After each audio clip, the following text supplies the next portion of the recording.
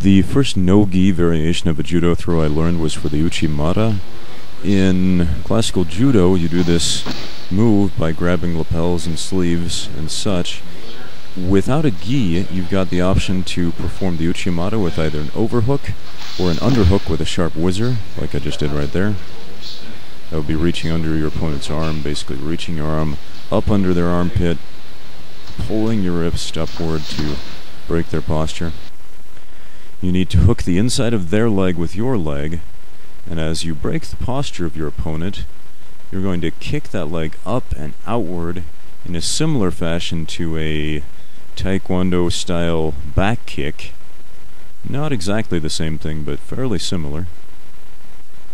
I'll give you a demonstration right here without an opponent of what the leg is actually doing. The hips are thrust dynamically backward. It's more so about how the hips are moving than what your leg is doing. Here's a slightly closer picture with the with the underhook variation, and one with the overhook whizzer variation. Now, a lot of times when you try the Uchi Mata, your opponent intelligently defends, but the cool thing about this is it almost always puts him off balance. In this variation, I'm salvaging my attack with an uppercut. I break his posture, he maintains his balance, but on the way up, I attack the chin with an uppercut. Here's another option. If I want the takedown, he's off balance right here, his leg's in the air, so I'm going to reach for his other leg and perform an ankle pick and get the takedown. Once again, I go for the Uchi Mata, my opponent maintains his balance, I reach for the standing leg and perform the ankle pick, getting the takedown. Here's a third variation where I go for the Uchi Mata, my opponent maintains his balance, but instead I reach, hook the leg I'm attacking, and roll into a knee bar. Looks kind of fancy, but it's a simple somersault with my opponent's knee in my arm. Here's another option to salvage a failed Uchi Mata. It's similar to the Osotogari, but it's a different move. I actually like this one more.